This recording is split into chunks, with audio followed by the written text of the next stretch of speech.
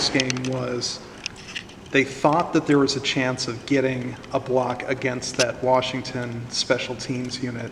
Did you have that sort of confidence that you guys were going to be able to disrupt their field goal games to that extent? Oh, that's an every week thing. I mean, every week you just have to believe that you're going to get that block punt, like get that kick return, you know? So, I mean, that's what we go out, like me, Herkett, Craig, and Aaron, we always go out there like, hey, let's go get this one. Like, and it just happened, and it was great. It was great to finally have it happen. And the stadium apparently registered 118 decibels after that block, which is pretty much jet engine territory. From there on the field, you know, you're hyping up the crowd. What was that like from your perspective? I don't know. It was just kind of unreal. Like that north end zone, it gets really loud. Period. So it was just really cool. Logan Jones was saying last week that you're the hardest D tackle he's gone up against in the run game. Kind of, how have you seen him grow over these last 2 years? You know, I remember when Logan switched. All right, I walked in on the indoor, and he was getting snaps in. Ooh, that was the ugliest sight ever. And we joke about it all the time because I like took a video of him, and it's funny.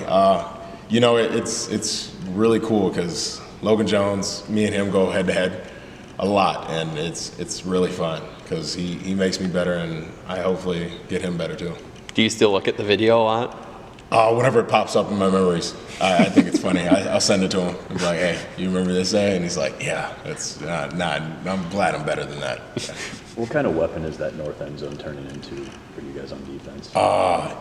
You know, to have the crowd behind your back kind of sucks because, like, I can't hear anything, period. Like, I can barely hear myself. But at the same time, it's, like, the greatest, like, feeling ever to, like, have a whole crowd behind your back.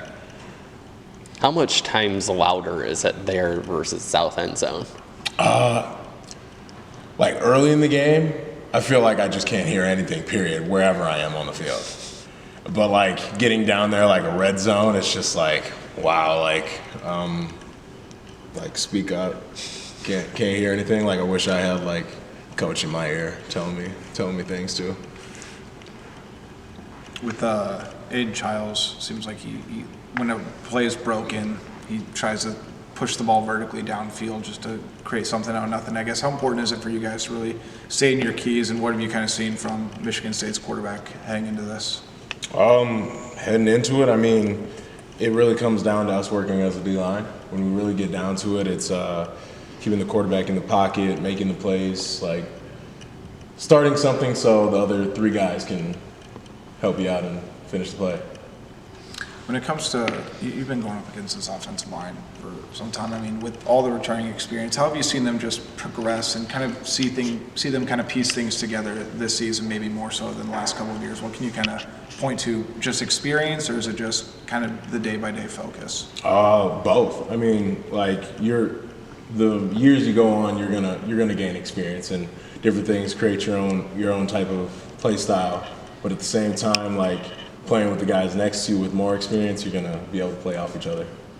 Was it nice not to have like a tale of two halves? Like to Washington, it seems like you guys were really playing a complete game, whether it be from special teams, offense, defense. It seemed like everything was just flowing right, and especially the special teams. I mean, it just seemed like there was no weak point. Did you guys feel like you played a complete game? I don't think anyone thinks we played a complete game yet. We always talk about like putting two halves together, but nobody's really played their best game yet, and we know that, and that's the beauty of it. Are you pleased with your consistency this season? You seem to be. No.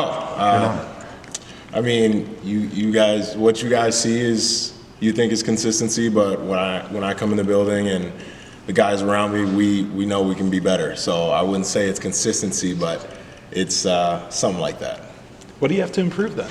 Everything, you know, from pad level to hands to doing better on a pass rush. You know what I mean? It's you got to put the pieces together, and then hopefully we can play our best game then. Going up against this offensive line in practice, what gives you confidence in their abilities? Everything. I mean, man, going against our offensive line, they really set the tone. Like they're a really energetic group, like a strong, like bonded group of guys that they show that they're really together. And so that like makes us work even harder because they know what they're doing, what we're going to be getting into. So it's really cool. What's it like playing alongside Deontay Craig? I love being beside Craig. I mean, I don't play on his side as often, but when I do, it's always great. Great communication. He's a really like fun guy to be around. What was it like to see Aaron have the game that he had against Washington? It's great to see Aaron. Like I love that kid. Yeah, man. He's sometimes a wild card, but he does what he needs to do, and he trusts that we have his back whenever he goes and gets it. You know what I mean? So I love seeing him go do it. Speaking of guys that you've been practicing against for years now, Tyler Ellsbury goes in for an injured Bo Stevens, and the offense barely even breaks stride, if at all, with him in there.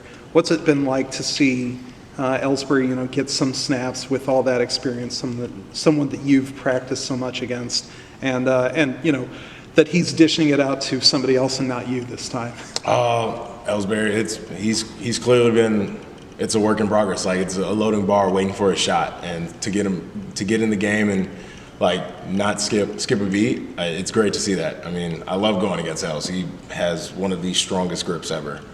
It's like it reminds me of like Kyler shot. He like latch onto you and you wouldn't let go. That's what Tyler reminds me of. Thanks. A lot of the discussion around the offense was to give the defense a break, like they need to be more effective to give the defense a little bit more time to rest during their series. When the offense goes out and has a one-play drive, scores a touchdown, what's the difference between that compared to like going out after they fumble the ball in the first play? The difference, energy-wise. You mean, even if it's 3 and out, whatever, it doesn't matter. Like you're not going to give 100%, or well, you're going to give 100%, but what's that? You guys know that. What's the like relationship analogy? Like, shoot, like both sides are going to give 100%, but it's not going to be 100% all the time, or something like that. Give and take. Like a symbiotic. Yeah, it's like a give and take. You know what I mean? Yeah. It's like that. We're all playing off each other. So no matter what, we're all gonna play off each other. So at the end of the day, one play drive touchdown. I'm working with it. I like it. Love to see it.